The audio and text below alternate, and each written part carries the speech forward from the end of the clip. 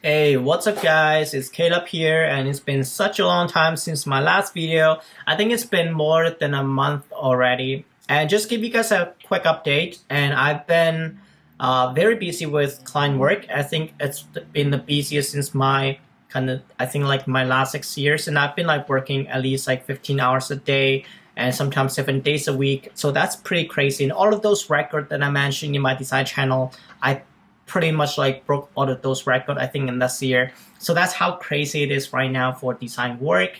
And so I haven't been making video often because I just didn't have time to think about topic to talk about.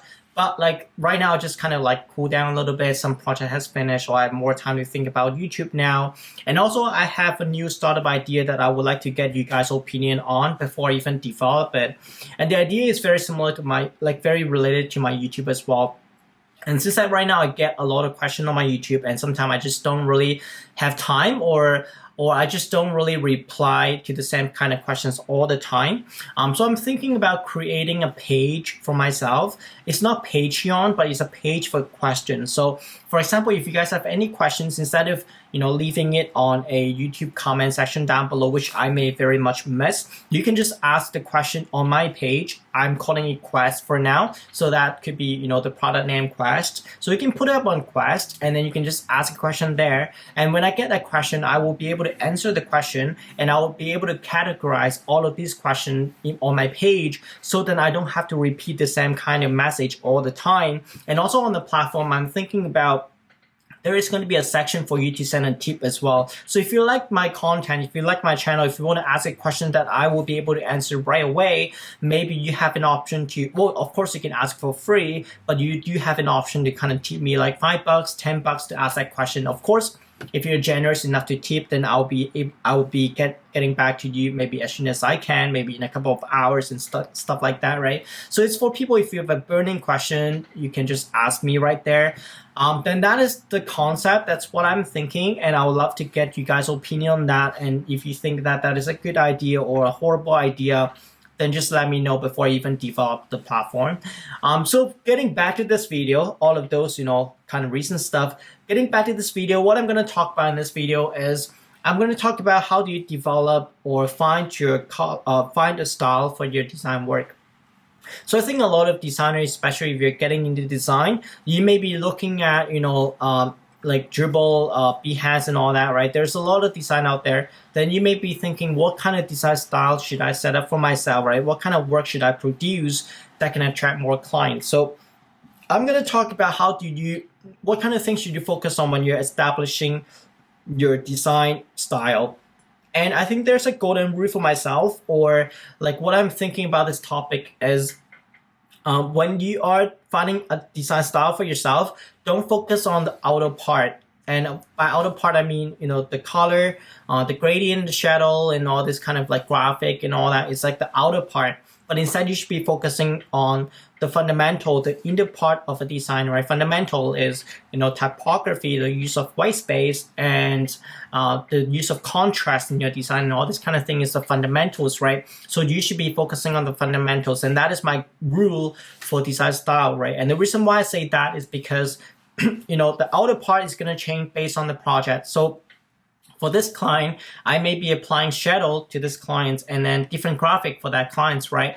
But different clients going to have different requirement, different style guides. So that's why like you should not be focusing on that. And also like the fundamental, when you have a good fundamental, it's going to stick with you throughout all of these projects. It's sort of like in a parable, I think. It's sort of like, think about your design style is your value of yourself, right? Then your value should not be based off of your appearance, because your appearance is going to change over time.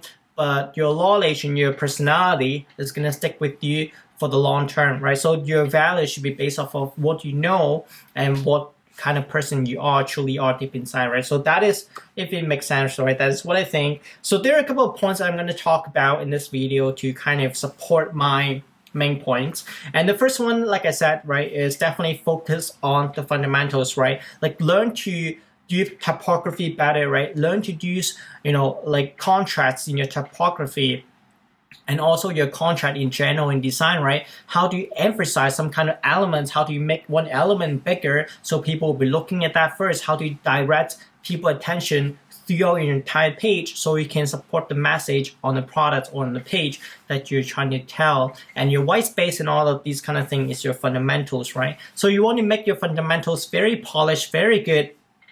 And one of the way that I would say to recommend you practice your design fundamentals is, I'm still doing it for a lot of my other projects, right? Is to develop your page or design your page in a wireframe setting.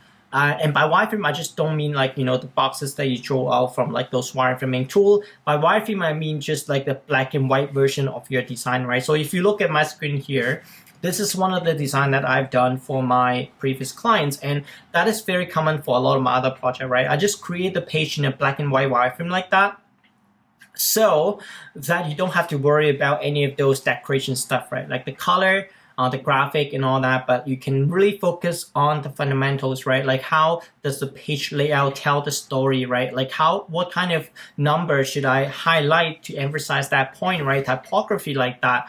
And if your page can look great in a wireframe format without the support of color, without the support of illustration graphic, if it can still look great like that just by the layout, just by typography and organization of information, if it can still look great like that, when you put on the color, it's going to look even better. So this is what you should be focusing on, right? Use typography, use the grid system to make your design look great, and you should establish a set of style like that for yourself. And once when you get to this point great, right, then you can think about how do you apply the color and graphic on different projects. So that is one way that I would suggest you guys to practice and find a true value, true style for yourself from the fundamentals, through the fundamentals. And that is the first thing. And the second part is, don't just focus on chasing after those latest design trends. And every single year, there will be a lot of blog posts coming out and talk about, this year design trend is this and that, and people using gradient, shadow, and here and there. So a lot of designers will try to follow those trends. And I'm not saying that, the trend is bad or anything. I mean, design trend is design trend, right? People do design a certain way. But one thing I want to say is, a lot of the design trend is on a purpose of making things look great, not necessarily making things look practical, right? Like they may create some kind of trend to make the shot on Dribbble very, very flashy, so they get a lot of likes. But if you look into the design, right, how practical those design actually is, right? So if you look at this designer, I'm not saying that he's a bad designer or anything, but if you look at this designer, they have a lot of really flashy design, right? Like thing popping out with the graphic here and there, looks very flashy, very great, right? Again, I'm not saying he's a bad designer or anything, but like one thing I would like to challenge is how much design kind of like thinking is put into the UI, right? So if you look into this shot, again, right, I think it's a beautiful design, but how practical are those design actually is, right? Like the organization of information. So for example, right, like a credit card UI like that in here, left and right, how practical is this whole thing, right? Like, is it like your elements, like would a card overlapping like this? So I'm just not sure like how practical the whole design is. But if you're focusing on making design look pretty, right, sometimes you may miss the true meaning behind a design. Again, I'm not saying that this design is bad. Like he does have, I think, a lot of followers. So I do like his design, but sometimes I just kind of challenge how much design thinking is put into your work, right? So just don't focus on making your shot pretty. Like also focus on the fundamental part. The practical part about a design is very important as well. You can use, like I again, right, I do love some kind of like style like that, like using rounded corner like that. Maybe you can apply that to some of your project, but then again, like focus on the fundamentals. I think it's very important. Once when you get the fundamentals, this kind of design system, right, like the rounded corner, the shadow, the gradient, you can try to apply in one of your project, but your focus should be on the practical part of a design and the fundamental part of making your design look good fundamentally. And then the third point is be diversified. So by diversified, I don't mean that, just talking about, going back to this designer again. If you look at his work, right, like you can see that his work is very, very similar. Like all of these shots have a very similar design system, design style, right? Like all of this is very similar. So if I'm a client, right, if I already have a brand style that I want another designer to adapt to, right, then if I'm going to your portfolio, then I only see kind of one set of style, then I may question like how easy can you adapt to my brand style, or if that is not the type of style that I'm looking for, then I may not think that you're a good fit, right? So I think that once when you have established that fundamental, you can apply different style to your project. Like one project I can try to use sharp corner, one other project I can use rounded corner to make my style look a little bit diversified, right? I may not only want to use one set of illustration, I may want to use something else, right? So being diversified is very important point about your style and in the whole as well. So once when you have the fundamental again, then you can apply different style to your work. And I think like another parable is, if you're running a Japanese restaurant, right, don't just sell one kind of sushi, I guess. Like don't just sell, let's say, tuna, right? You may want to sell salmon as well. If I don't like tuna, then I'm not going to go to your restaurant, right? So sell different kind of sushi. I'm not saying that you should be kind of like all you can eat restaurant and sell many different things, but be precise, be focused on selling, let's say, sushi, but you still want to have different kind of sushi to sell, right? Have a bit of variety, so you don't just be a designer that only do one thing, right? Like have different options for your client to choose from. And one designer that I would like to kind of point out to you guys, or like maybe make as an example, is called Addy. And I think Addy, everybody know about him. I think he should be still the most popular designer on Dribbble right now, if I'm not mistaken. So if you look at his work, right, I'm not saying that you should be a local designer and web designer and other designer at the same time, but if you are that good with web design, I don't see anything wrong with going to local design and many different other disciplines, right? If you're that